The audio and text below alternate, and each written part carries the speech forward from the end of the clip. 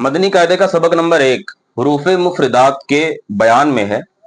आप यहां से लेकर यहां तक जब पढ़ेंगे पूरी हिंदी तो 5 चीजें मालूम चलेंगी। सबसे नंबर 1 आपको यह मालूम चलेगा कि हरूफ मुफरदात यानी हरूफ तहज्जी 29 है, यानी कि अलिफ से लेकर या तक ये सारी चीजें जो हैं या तक ये 29 हरूफ इसके अंदर मौजूद हैं। नंबर 2 पे आपको मालूम चलेगा कि अलिफ बा को यानी इस पूरे सबक को उर्दू तलफ़ुज़ से बचना है, अरबी लहजे में पढ़ना है, यानी बे ते से नहीं पढ़ना है बल्कि बा ता सा पढ़ना है। नंबर 3 जो चीज आपको मालूम चलेगी वो ये है कि इन 29 हरूफ में, यानी जो अलिफ से लेकर या तक 29 हरूफ हैं सारे, इनमें 7 ऐसे हरूफ हैं जिनको हमेशा हर हालत में पुरयानी मोटा पढ़ते हैं। और फिर इसके बाद नंबर 4 पर ऐसी आपको चीज मिलेगी कि इन सारे में होठों से अदा होने वाले सिर्फ 4 हरूफ हैं, बा फा मीम वाव, बाकी पर होठ का इस्तेमाल नहीं होगा। इसके बाद है कि इन्हीं 29 हरूफ में 3 हरूफ ऐसे हैं जिनको अदा करते वक्त सीटी की तरह तेज आवाज निकलती है, और वो है जा सीन सौद। तो जब भी इसको पढ़ेंगे तो इन 4 चीजों का ख्याल रख करके पढ़ेंगे, यानी कि जब ये 7 हरूफ आएंगे उनको कलर वाले कायदे में कलर कर दिया है, खौ सौद बोद, ये हरूफ जब भी आएंगे तो कहीं भी आ जाएं, ये इनको हर हालत में हमेशा कहीं भी आए तो आवाज आपकी मोटी निकलनी चाहिए, तब जाकर ये हरूफ सही माने जाएंगे। तो पहले बता दिया कि 7 हरूफ को मोटा पढ़ना है, ठीक है। दूसरी चीज, आपको बा फा मीम को और वाव को पढ़ते हुए आपको होंठ का इस्तेमाल करना है। बा बोलेंगे दोनों होंठ आपस में टच हो जाते हैं, ता बोलेंगे तो होंठ को नहीं हिलाना डुलाना है।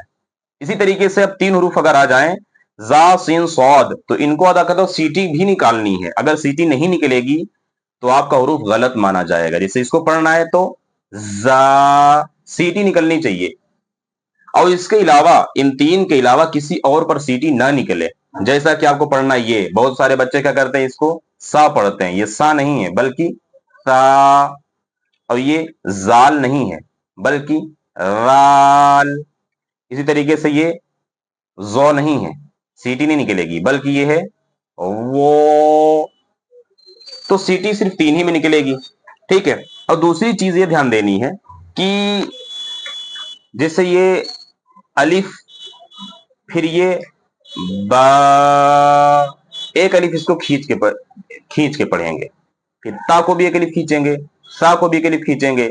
लेकिन जीब में हम इसमें आप देखेंगे तो जो ये ग्रीन कलर में दिख रहा है, इन दोनों में थोड़ा सा फर्क है। जीम वाले में इस तरह का एक निशान बना हुआ है, इस तरह का, इसे मद बोलते हैं, ये बना हुआ है।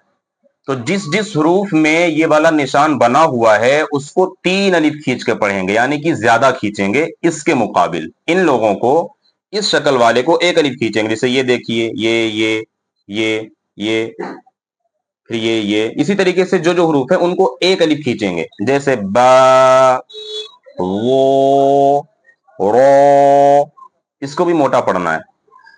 और जिसमें ये निशान बना हुआ है उसको ज्यादा खींच के पढ़ेंगे। जैसा इसको पढ़ना है अपने को, तो जी, फिर किस में बना है, ये दाल में बना है, इसको पढ़ेंगे तो भी खींचेंगे। इसी तरीके से जिसमें वो निशान बना हुआ है, जैसे लाम,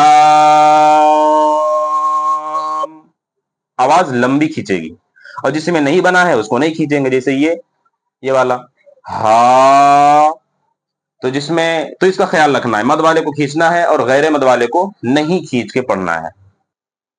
और इन सारे हरूफ को पढ़ेंगे कैसे, इसकी जो मश्क है वो दूसरी रवा वाली वीडियो में आपको ये सारे हरूफ की मश्क आपको मिल जाएगी।